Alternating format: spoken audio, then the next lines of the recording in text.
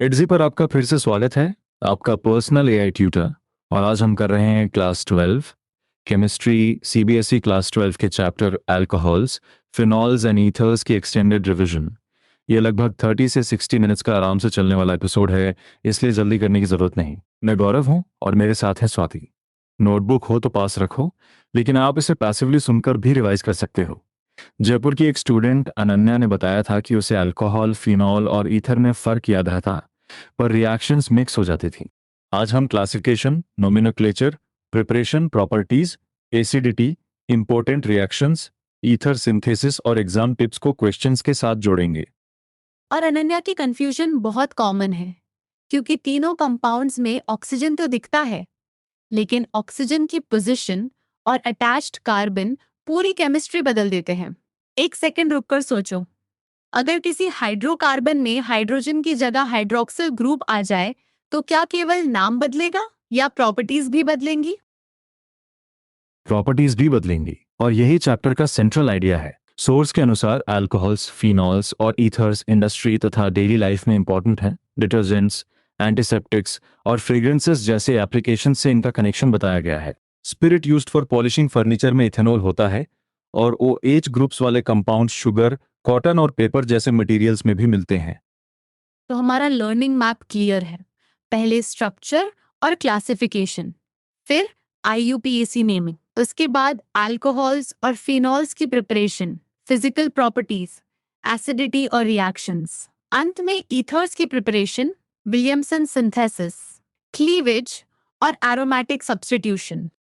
बीच बीच में मैं तुम्हें रोककर पूछूंगी, क्योंकि सुनना तभी यूजफुल है जब दिमाग आंसर जनरेट करे।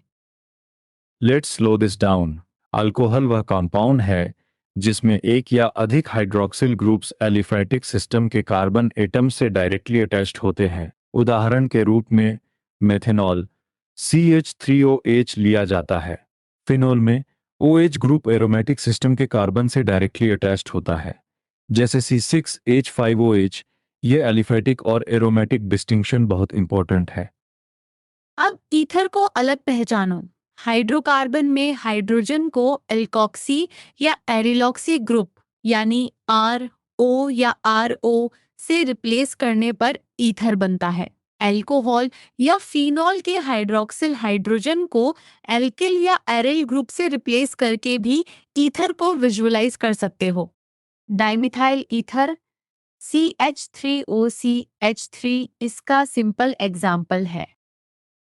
अल्कोहल्स और फिनॉल्स को हाइड्रोक्सिल ग्रुप्स की संख्या के आधार पर मोनोहाइड्रिक, डायहाइड्रिक, ट्राइहाइड्रिक और पॉलीहाइड्रिक कहा जाता है। 1, 2, 3 या अनेक OH ग्रुप्स क्रमशः। एग्जाम पॉइंट: क्लासिफिकेशन लिखते समय केवल प्राइमरी, सेकेंडरी, टर्शियरी मत लिख देना। नंबर ऑफ हाइड्रोक्सिल ग्रुप्स वाला बेसिस भी चैप्टर में क्लियरली दिया गया है। अब प्राइमरी, सेकेंडरी और टर्शरी अल्कोहल्स का लॉजिक। जिस कार्बन एटम से OH अटैच्ड है वह प्राइमरी, सेकेंडरी या टर्शरी कार्बन है। उसी आधार पर अल्कोहल का नाम तय होता है। तुम्हारा आंसर क्या आ रहा है? क्लासिफिकेशन हाइड्रोक्सिल ग्रुप्स की संख्या से हो रही है या उस कार्बन की नेचर से? दोनों अलग बेसिस हैं।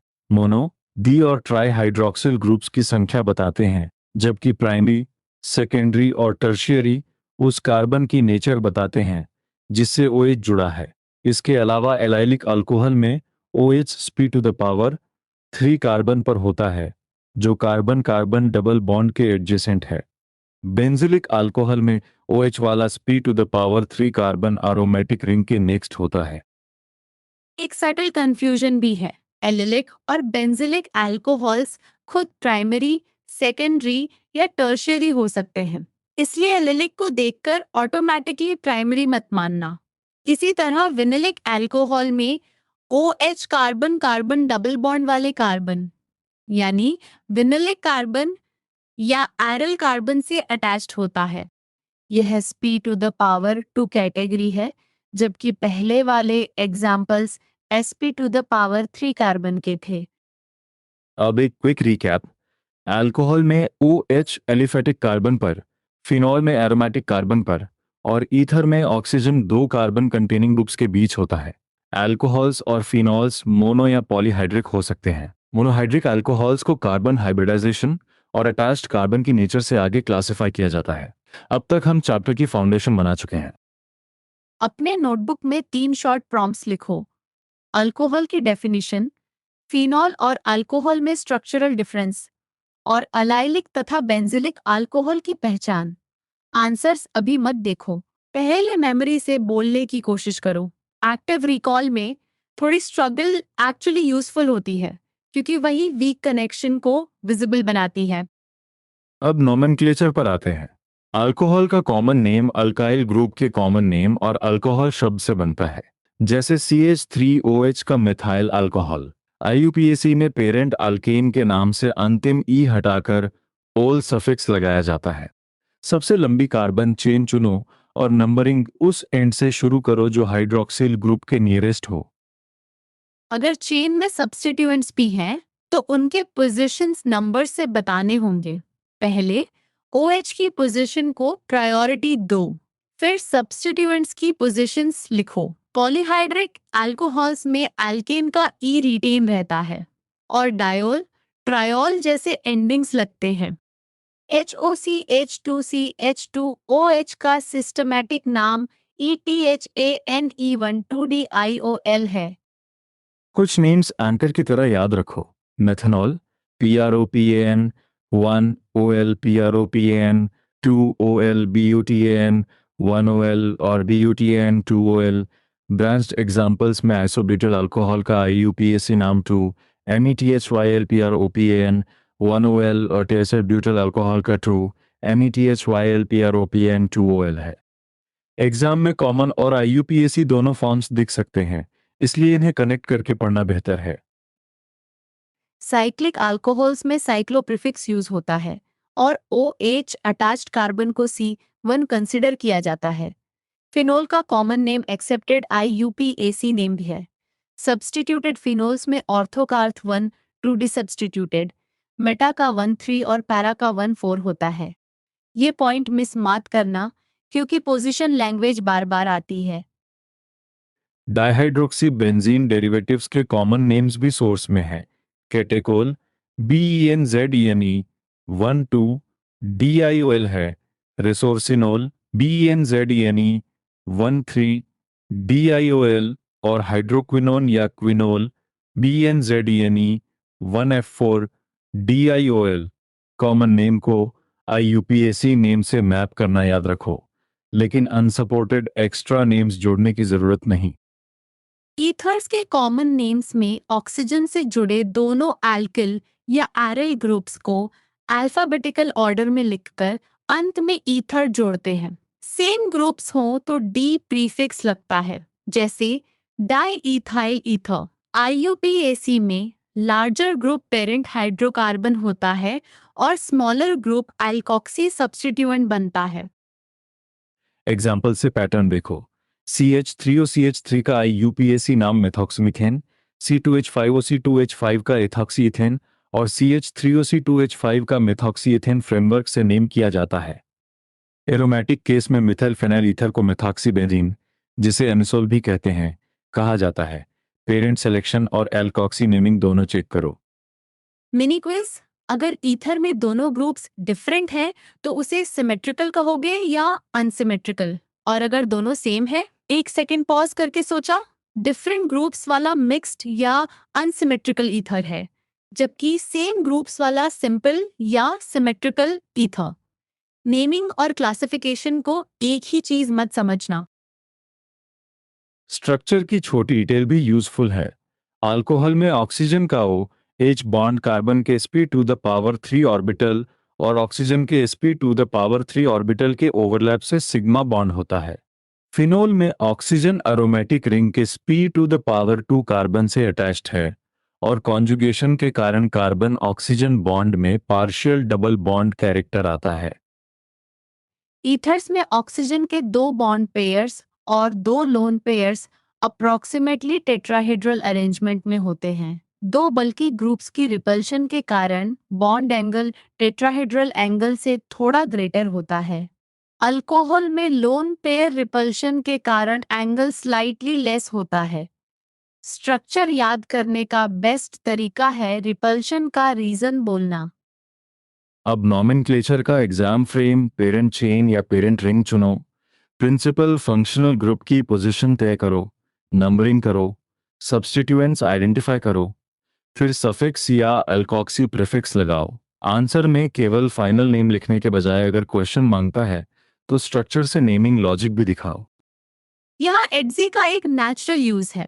अगर किसी स्ट्रक्चर की नेमिंग में पेरेंट चेन और OH नंबरिंग को लेकर एग्जैक्ट डाउट हो तो AI ट्यूटर से स्टेप बाय स्टेप सवाल करवाओ। पहले लॉन्गेस्ट चेन कौन सी, फिर नंबरिंग किस डायरेक्शन से। फाइनल नेम सीधे लेने से बेहतर है रीजनिंग रिप्रोड्यूस करना। अब अल्कोहल प्रिपरेशन का बड़ा सेक्शन। अल्कीन से अल्कोहल दो इंपॉर्टेंट रूट से बनता है। एसिड कैटलाइज्ड हाइड्रेशन में अल्कीन वाटर के साथ एसिड कैटलिस्ट की प्रेजेंस में रिएक्ट करता है। अनसिमेट्रिकल एल्कीन में एडिशन मार्कोव-निकोव रूल के अनुसार होती है। मैकेनिज्म में प्रोटोनेशन, कार्बोकैटायन फॉर्मेशन, वाटर का न्यूक्लियोफिलिक अटैक और डिप्रोटोनेशन आते हैं। मैकेनिज्म को स्टोरी की तरह देखो। पहले H3O to the power plus alkene पर इलेक्ट्रोफिलिक अटैक करके कार्बोकेटायन बनाता है। फिर वाटर उस कार्बोकेटायन पर न्यूक्लियोफाइल की तरह अटैक करता है। आखिर में डीप्रोटोनेशन से अल्कोहल बनता है। तुम्हारा आंसर क्या आ रहा है? इस सीक्वेंस में कार्बोकेटायन बनने से पहले वाटर अटैक करेगा या बाद में? वाटर का अटैक कार्बोकैटायन बनने के बाद होता है। दूसरा रूट हाइड्रोबोरेशन ऑक्सीडेशन है। डिबोरेन यानी BH3 का डायमर एल्कीन से ट्रायल्काइल बोरेन बनता है। फिर हाइड्रोजन पेरोक्साइड और एक्वियस सोडियम हाइड्रोक्साइड की प्रेजेंस में ऑक्सीडेशन से अल्कोहल मिलता है।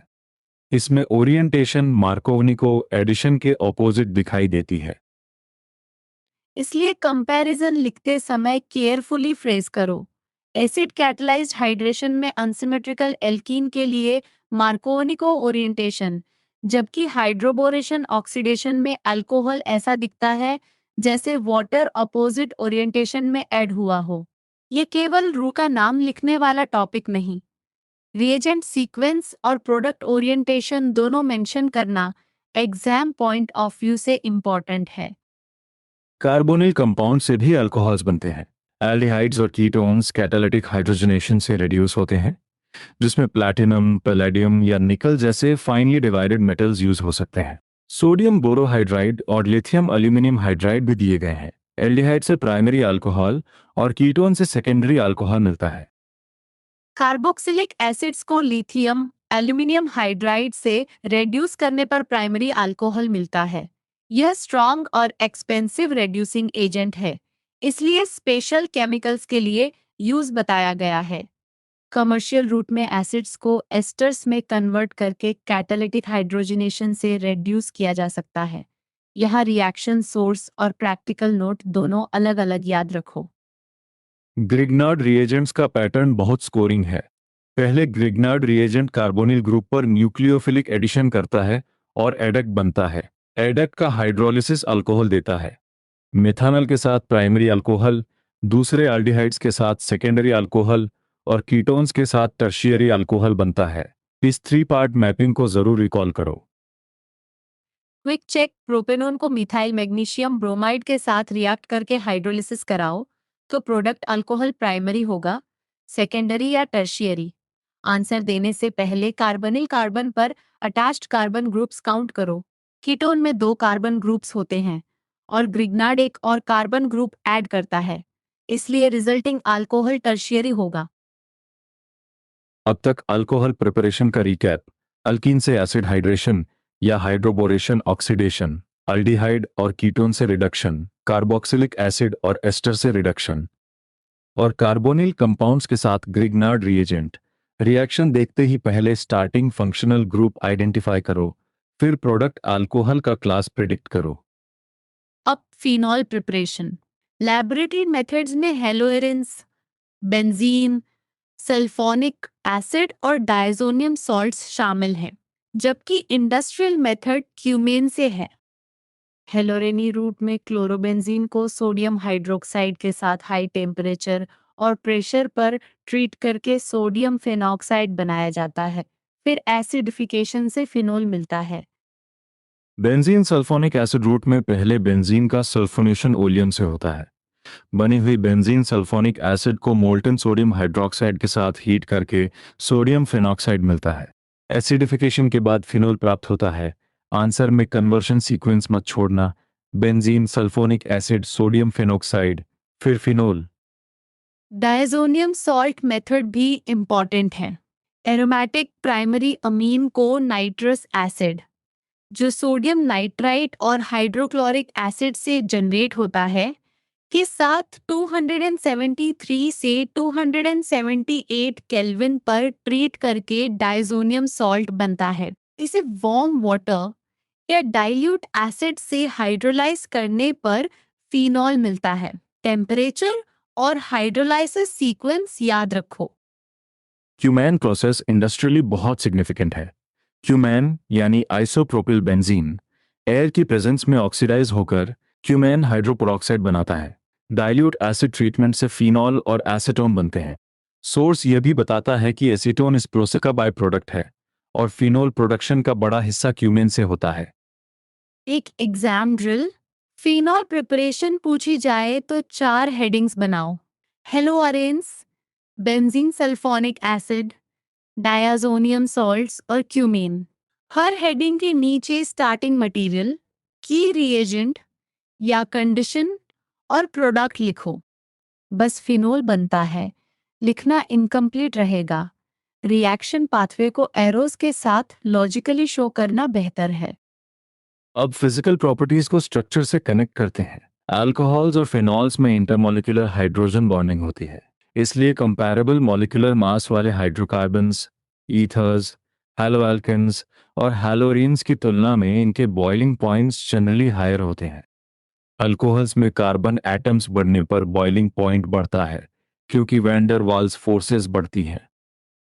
लेकिन अल्कोहल सीरीज में ब्रांचिंग बढ़ने पर बॉइलिंग पॉइंट डिक्रीज होता है क्योंकि सरफेस एरिया और वैन डर वाल्स फोर्सेस घटती हैं। इसलिए इंक्रीजिंग बॉइलिंग पॉइंट अरेंज करते समय पहले कार्बन काउंट देखो, फिर ब्रांचिंग। केवल मॉलिक्यूलर मास देखकर आंसर मत दो, ये कॉमन मिस्टेक है। ईथर्स में हाइड्रोजन बॉन्डिंग अल्कोहल्स जैसी नहीं होती, इसलिए उनके बॉइलिंग पॉइंट्स कंपेरेबल अल्केन्स के करीब होते हैं और अल्कोहल से काफी लोअर होते हैं। सोर्स कंपैरिजन में इन पेंटेन, इथॉक्सी इथेन और BUTAN1 OL का पैटर्न दिया है। अल्कोहल की hydrogen bonding boiling point difference का मेन एक्सप्लेनेशन है। सॉल्युबिलिटी में ऑक्सीजन की भूमिका देखो। अल्कोहल्स और फिनॉल्स वाटर मॉलिक्यूल्स के साथ हाइड्रोजन बॉन्ड्स बना सकते हैं, इसलिए स्मॉलर अल्कोहल्स की वाटर सॉल्युबिलिटी हाई होती है और कई lower molecular mass alcohols water में ऑल प्रोपोर्शंस में मिसिबल होते हैं। लेकिन एल्किल या एरिल ग्रुप का साइज बढ़ने पर हाइड्रोफोबिक पार्ट बढ़ता है, इसलिए सॉल्युबिलिटी डिक्रीज होती है। Interesting point. ईथर्स भी वाटर के साथ हाइड्रोजन बॉन्ड्स बना सकते हैं क्योंकि ऑक्सीजन के लोन पेयर्स अवेलेबल हैं। इसी वजह से सेम मॉलिक्यूलर मास के ईथर और अल्कोहल की वाटर मिसिबिलिटी कंपेरेबल हो सकती है, जबकि पेंटेन एसेंशियली मिसिबल रहता है। इसलिए बॉइलिंग पॉइंट और वाटर सॉल्युबिलिटी को एक ही ट्रेंड समझना गलत हुआ। Mini recap. Hydrogen bonding alcohols और फिनोल्स के हाई बॉइलिंग पॉइंट्स एक्सप्लेन करती है। ब्रांचिंग बॉइलिंग पॉइंट को रिड्यूस करती है। वाटर सॉल्युबिलिटी हाइड्रोजन बॉन्डिंग से बढ़ती है, लेकिन हाइड्रोफोबिक ग्रुप बड़ा होने पर घटती है। अगर क्वेश्चन में रीजन पूछा हो, कीवर्ड लिखो intermolecular hydrogen bonding, van der Waals forces और हाइड्रोफोबिक ग्रुप साइज। अब अल्कोहल्स की केमिकल रिएक्शंस। अल्कोहल्स न्यूक्लियोफाइल्स और इलेक्ट्रोफाइल्स दोनों की तरह बिहेव कर सकते हैं। जब अल्कोहल न्यूक्लियोफाइल की तरह रिएक्ट करता है, OH बॉन्ड क्लीवेज रेलेवेंट होती है। प्रोटोनेटेड अल्कोहल इलेक्ट्रोफाइल की तरह बिहेव करे तो CO बॉन्ड क्लीवेज होती है। रिएक्शन को देखकर पहले पूछो कौन सा बॉन्ड टूट रहा है। एसिडिटी से शुरू करते हैं। अल्कोहल्स और फिनॉल्स एक्टिव मेटल्स जैसे सोडियम, पोटेशियम और एल्यूमिनियम के साथ एल्कोक्साइड्स या फिनॉक्साइड्स तथा हाइड्रोजन बनाते हैं। फिनॉल एक्वस सोडियम हाइड्रोक्साइड के साथ सोडियम फिनॉक्साइड भी बनाता है। इससे एसिडिक नेचर एस्टेब्लिश होती है। ब्रॉन्स्टेड एसिड वह है जो स्ट्रॉन्गर बेस को प्रोटॉन डोनेट कर सके। अल्कोहल्स वाटर से वीकर एसिड्स हैं। Alkyl electron releasing groups oxygen पर इलेक्ट्रॉन डेंसिटी बढ़ाते हैं। ओ एच बॉन्ड की पोलैरिटी घटाते हैं और एसिड स्ट्रेंथ डिक्रीज होती है। सोर्स में अल्कोहल एसिडिटी का ऑर्डर दिया गया है और ब्रॉड आइडिया ये है कि इलेक्ट्रॉन रिलीज एसिडिक कैरेक्टर को कम करता है। साथ ही अल्कोहल ऑक्सीजन के लोन पेयर के कारण ब्रोंस्टेड बेस भी हो सकता है। फिनोल अल्कोहल से स्ट्रॉन्गर एसिड क्यों है? फिनोल में OH sp2 hybridised aromatic carbon से अटैच्ड है। Aromatic system electron withdrawing effect देता है। OH बॉन्ड की पोलैरिटी बढ़ती है और फेनॉक्साइड आयन में नेगेटिव चार्ज डिलोकलाइज होकर स्टेबिलाइज होता है। अल्कोहल के अल्कोक्साइड आयन में चार्ज ऑक्सीजन पर लोकलाइज्ड रहता है। सब्स्टिट्यूएंट्स एसिडिटी को मॉडिफाई करते हैं। नाइट्रो जैसे इलेक्ट्रॉन विड्रॉइंग ग्रुप्स फिनॉल की एसिडिक स्ट्रेंथ बढ़ाते हैं, खासकर ऑर्थो और पैरा पोजिशंस पर इफेक्टिव डिलोकलाइजेशन के कारण। एल्किल ग्रुप्स इलेक्ट्रॉन रिलीजिंग होते हैं, इसलिए क्रिसॉल्स फिनॉल से लेस एसिडिक होते हैं। पीके में ग्रेटर वैल्यू वीकर एसिड को शो करती है, इसलिए नंबर देखते समय उल्टा इंट्यूशन मत लगाना। अब एस्टेरिफिकेशन। अल्कोहल्स और phenols carboxylic acids, acid chlorides और एसिड एनहाइड्राइड्स के साथ एस्टर्स बनाते हैं। कार्बोक्सिलिक एसिड या एसिड एनहाइड्राइड रूट में small amount concentrated sulphuric acid use होता है और वाटर रिमूव करके इक्विलिब्रियम राइट शिफ्ट किया जाता है। एसिड क्लोराइड रूट में पिरिडीन HCl को न्यूट्रलाइज करने के लिए बेस की तरह काम करती है। एसिटाइलेशन का अर्थ अल्कोहल या फिनोल में एसिटाइल ग्रुप CH3CO इंट्रोड्यूस करना है। सोर्स में सैलिसिलिक एसिड की एसिटाइलेशन से एस्पिरिन फॉर्मेशन का एग्जाम्पल दिया है। रिएक्शन कंडीशंस और डेफिनेशन को अलग अलग लिखो। एसिटाइलेशन ग्रुप इंट्रोडक्शन है और एस्पिरिन इसका इंपॉर्टेंट एग्जाम्पल है। हाइड्रोजन हैलाइड्स के साथ अल्कोहल्स एल्किल हैलाइड्स बनाते हैं।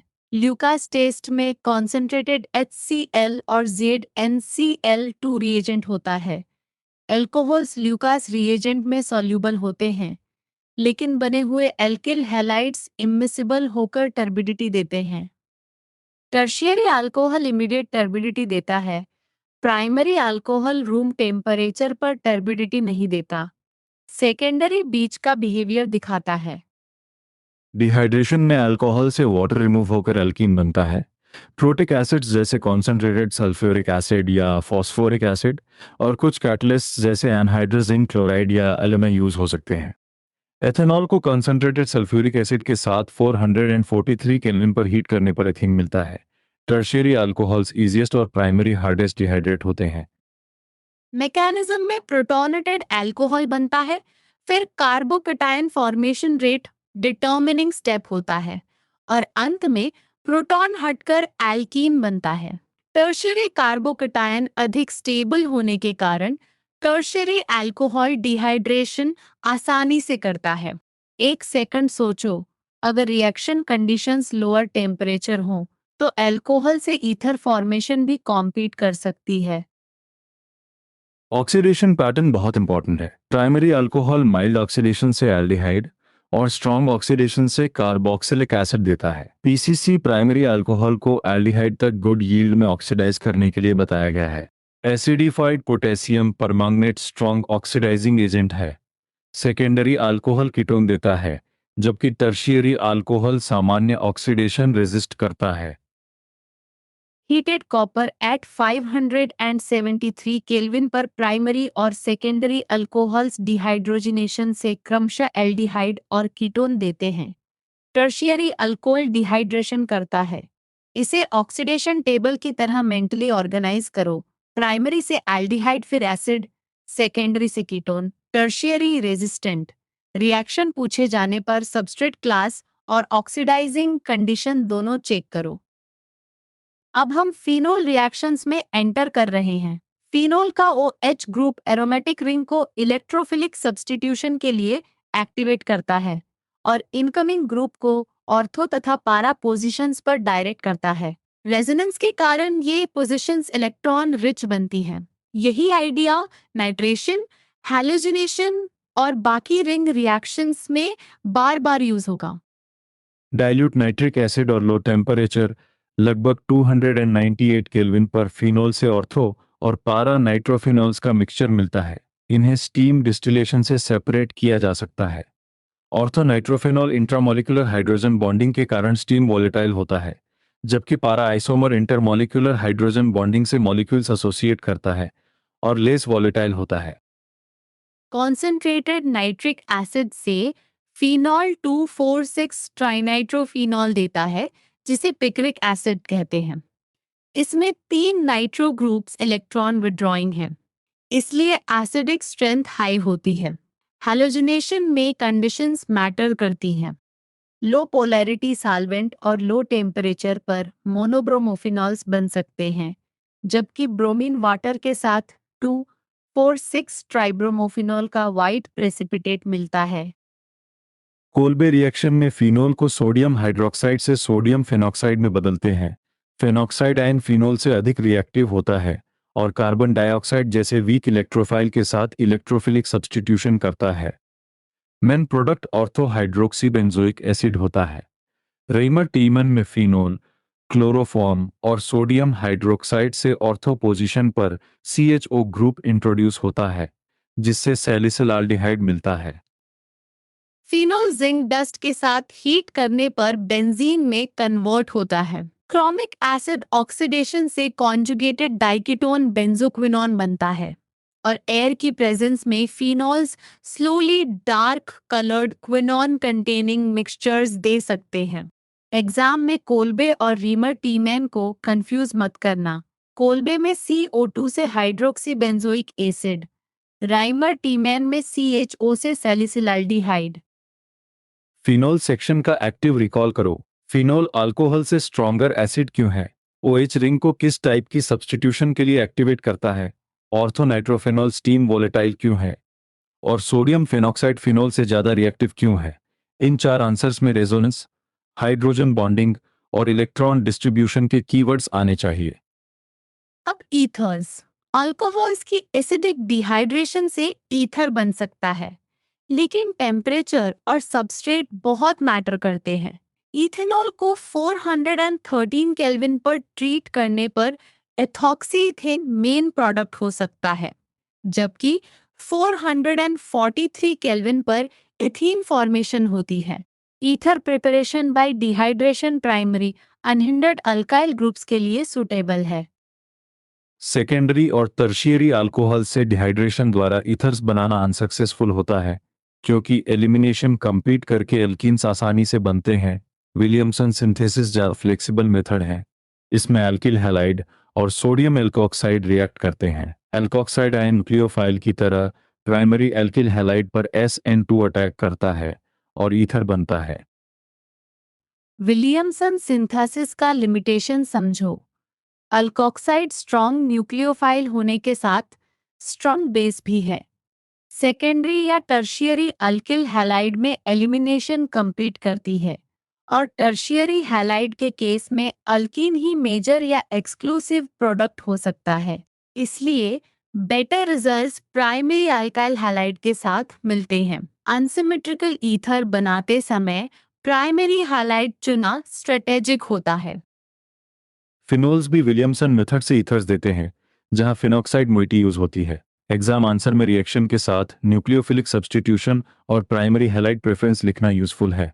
अगर टारगेट ईथर में एक साइड बल्कि टर्शियरी ग्रुप है, तो डायरेक्ट टर्शियरी हैलाइड रूट से सब्स्टिट्यूशन एक्सपेक्ट मत करो। एलिमिनेशन का रिस्क याद रखो।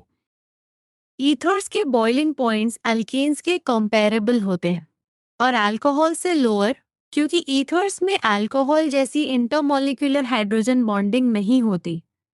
फिर भी ईथर ऑक्सीजन वाटर के साथ हाइड्रोजन बॉन्ड बना सकता है, इसलिए water solubility same molecular mass वाले अल्कोहल से कंपैरेबल हो सकती है। ये कॉन्ट्रास्ट जरूर समझो। बॉइलिंग पॉइंट अलग, वाटर इंटरेक्शन अलग। Ethers least reactive functional groups में हैं। लेकिन कॉन्सेंट्रेटेड HI या HBr और हाई टेम्परेचर पर CO बॉन्ड क्लीवेज होती है। Reactivity order HI greater than HBr greater than HCl है। रिएक्शन प्रोटोनेशन से शुरू होती है, फिर आयोडाइड या ब्रोमाइड न्यूक्लियोफाइल बनकर अटैक करता है। मिक्सड ईथर में प्राइमरी या सेकेंडरी ग्रुप्स हों तो लोअर अल्कल साइड पर SN2 अटैक प्रेफर्ड होता है। एरिल अल्किल ईथर में क्लीवेज अल्किल ऑक्सीजन बॉन्ड पर होती है, क्योंकि एरिल ऑक्सीजन बॉन्ड अधिक स्टेबल है और एरिल कार्बन sp2 हाइब्रिडाइज्ड होने के कारण रिक्वायर्ड न्यूक्लियोफिलिक सब्स्टिट्यूशन नहीं करता। इसलिए एनिसोल को HI से ट्रीट करने पर मिथाइल आयोडाइड और फिनोल फॉर्मेशन का लॉजिक बनता है। आइसोलेटेड रिएक्शन याद करने से बेहतर बॉन्ड स्टेबिलिटी रीजन याद करो। एरोमेटिक ईथर्स में अल्कोक्सी ग्रुप बेंजीन रिंग को एक्टिवेट करता है और इनकमिंग इलेक्ट्रोफाइल को ऑर्थो तथा पारा पोजीशंस पर डायरेक्ट करता है। Anisole bromination, Friedel crafts alkylation या एसाइलेशन और नाइट्रेशन में यही डायरेक्टिंग इफेक्ट दिखता है। फिनोल के OH और एनिसोल के OR ग्रुप का एरोमेटिक बिहेवियर इस पॉइंट पर पैरेलल है। अब कमर्शियली इंपॉर्टेंट अल्कोहल्स पर short but useful section. Methanol को वुड स्पिरिट भी कहते हैं। आज ये कार्बन मोनोऑक्साइड की कैटालिटिक हाइड्रोजनेशन से हाई प्रेशर और टेम्परेचर पर ZNO और Cr2O3 कैटलिस्ट की प्रेजेंस में प्रोड्यूस किया जाता है। यह पॉइजनस है। पेंट्स और वार्निशेज में सॉल्वेंट तथा फॉर्माल्डिहाइड बनाने में यूज होता है। इथेनॉल फर्मेंटेशन से कमर्शियली ऑब्टेन किया जाता है। शुगर्स पहले इन्वर्टर से एंजाइम की प्रेजेंस में ग्लूकोज और फ्रुक्टोज बनाते हैं, फिर जाइमेस एंजाइम अनएरोबिक कंडीशंस में फर्मेंटेशन कराता है और कार्बन डाइऑक्साइड रिलीज होती है। अल्कोहल परसेंटेज 14% से ऊपर जाने पर जाइमेस इनहिबिटेड हो जाता है। एयर की प्रेजेंस इथेनॉल को इथेनोइक एसिड में ऑक्सीडाइज कर सकती है। मेथनॉल पॉइजनिंग वाला सेफ्टी पॉइंट भी सोर्स में इंपॉर्टेंट है। बॉडी में मेथनॉल पहले मेथनॉल और फिर मेथनोइक एसिड में ऑक्सीडाइज हो सकता है, जिससे ब्लाइंडनेस और डेथ तक हो सकती है। डीनेचर्ड अल्कोहल को ड्रिंकिंग के लिए अनसूटेबल बनाने के लिए कॉपर सल्फेट और पिरिडिन मिलाए जाते हैं। केमिस्ट्री को रियल लाइफ सेफ्टी से जोड़कर पढ़ना याद ज्यादा मजबूत करता है। इथेनॉल का बॉइलिंग पॉइंट 351 केल्विन बताया गया है और यह पेंट्स तथा कई कार्बन कंपाउंड्स की प्रिपरेशन में सॉल्वेंट की तरह यूज होता है। एथीन हाइड्रेशन से भी लार्ज क्वांटिटीज में इथेनॉल मिलती हैं। कमर्शियल एप्लीकेशंस को रिएक्शन केमिस्ट्री से अलग बॉक्स में रिवाइज करो ताकि प्रिपरेशन, प्रॉपर्टी और यूज मिक्स न हो। We are entering the final revision section now. पहले क्लासिफिकेशन का one line map hydroxyl groups की संख्या से मोनो, डी, ट्राई और पॉलीहाइड्रिक अटेस्ट कार्बन की नेचर से प्राइमरी, सेकेंडरी और टर्शियरी पोजीशन से एलाइलिक और बेंजिलिक, हाइब्रिडाइजेशन से sp⁻³ और sp⁻² कैटेगरीज। ईथर्स सेम या डिफरेंट ग्रुप्स के आधार पर सिमेट्रिकल या अनसिमेट्रिकल होते हैं। प्रिपरेशन मैप बोलो। अल्कोहल्स के लिए alkene hydration, hydroboration oxidation, aldehyde और कीटोन रिडक्शन, कार्बोक्सिलिक एसिड या एस्टर रिडक्शन और ग्रिग्नार्ड रिएक्शन। फिनोल्स के लिए haloarenes, benzene sulphonic acid, diazonium salts और क्यूमेन। ईथर्स के लिए अल्कोहल डिहाइड्रेशन और विलियमसन सिंथेसिस। यह मैप लॉन्ग आंसर की बैकबोन बन सकता है। Reaction prediction challenge. Primary alcohol oxidation में माइल्ड और स्ट्रॉन्ग ऑक्सीडाइजिंग कंडीशंस का प्रोडक्ट क्या होगा? सेकेंडरी अल्कोहल का, टर्शियरी अल्कोहल का, टर्शियरी अल्कोहल का। फिर डिहाइड्रेशन में ई अपने आंसर में प्राइमरी से एल्डिहाइड और फिर कार्बोक्सिलिक एसिड, सेकेंडरी से कीटोन, टर्शियरी रेजिस्टेंस और डिहाइड्रेशन में tertiary greater than secondary greater than primary लिखने की कोशिश करो। फिनोल रिएक्शन मैप भी कॉम्पैक्ट रखो। OH रिंग को एक्टिवेट करके ऑर्थो और पैरा डायरेक्ट करता है। डाइल्यूट नाइट्रिक एसिड से ऑर्थो और पारा नाइट्रोफिनोल्स, ब्रोमीन वाटर से 2,4,6 ट्राइब्रोमोफिनोल, कोल्बे से ऑर्थो, हाइड्रोक्सीबेंजोइक एसिड, राइमोटीमन से सैलिसिलाइडिहाइड, जिंक डस्ट से बेंजीन और ऑक्सीडेशन से बेंजोक्विनोन मिलता है। कॉमन मिस्टेक्स की फाइनल लिस्ट सुनो। अल्कोहल और फिनॉल को सिर्फ ऑक्सीजन देखकर सेम मत मानना। एलिलिक को ऑटोमेटिकली प्राइमरी मत मानना। IUPAC नंबरिंग में OH को इग्नोर मत करना। हाइड्रोजन बॉन्डिंग को बॉइलिंग पॉइंट और सॉल्युबिलिटी दोनों में ब्लाइंडली सेम कंक्लूजन के लिए यूज मत करना। विलियमसन में टर्शियरी हैलाइड से क्लीन ईथर एक्सपेक्ट मत करना। आंसर राइटिंग स्ट्रैटेजी: रिएक्शन का स्टार्टिंग कंपाउंड, रिएजेंट, कंडीशन और प्रोडक्ट क्लियरली लिखो। जहां मैकेनिज्म पूछा हो, स्टेप्स अलग करो। रीजनिंग क्वेश्चंस में resonance, hydrogen bonding, carbocation stability, electron withdrawing या इलेक्ट्रॉन रिलीजिंग इफेक्ट जैसे एग्जैक्ट कीवर्ड्स यूज करो। कंपैरिजन में ट्रेंड के साथ रीजन लिखना ज्यादा कंप्लीट आंसर बनाता है। अब एक final active recall round. Phenol ethanol से स्ट्रॉन्गर एसिड क्यों? ऑर्थोनाइट्रोफिनॉल स्टीम वॉलेटाइल क्यों? प्राइमरी अल्कोहल और कीटोन से मिलने वाले ग्रिग्नार्ड प्रोडक्ट्स में क्लास क्या होगी? ईथर क्लीवेज में HI का ऑर्डर में प्लेस क्या है? विलियमसन सिंथेसिस में प्राइमरी अल्किल हैलाइड क्यों प्रिफर्ड है? हर आंसर कम से कम एक रीजन के साथ बोलो। अगर किसी रिएक्शन चेन में कंफ्यूजन हो, एडजी पर उसे एग्जैक्ट डाउट की तरह डालकर स्टेप बाय स्टेप एक्सप्लेनेशन और एक्टिव रिकॉल प्रैक्टिस कर सकते हो। लेकिन अभी इमीडिएट नेक्स्ट स्टेप सिंपल रखो। बिना बुक देखे एक पेज पर 3 कॉलम्स बनाओ: अल्कोहल्स, फिनॉल्स और ईथर्स। और हर कॉलम में डेफिनेशन, प्रिपरेशन, फिजिकल प्रॉपर्टी और 2 की रिएक्शंस लिखो।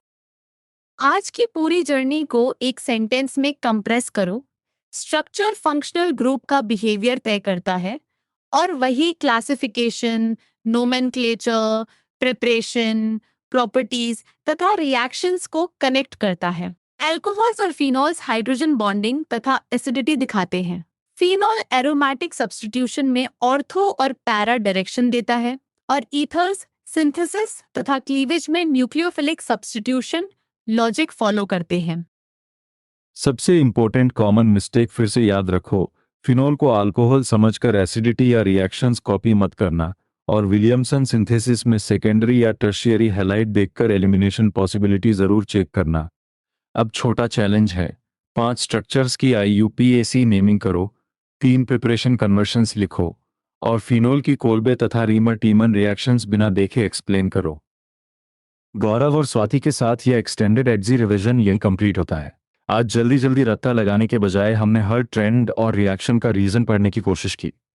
नोटबुक में अपने आंसर्स लिखो, फिर जहां गैप मिले वहां उसे दोबारा एक्सप्लेन करो या एडजी के साथ एक्टिव रिकॉल करो। अगली रिवीजन में रिएक्शन मैप देखकर खुद से प्रोडक्ट्स प्रेडिक्ट करना। बहुत अच्छा किया, काम रहो, प्रैक्टिस करते रहो और एग्जाम में स्ट्रक्चर से रीजनिंग तक क्लीन आंसर लिखो।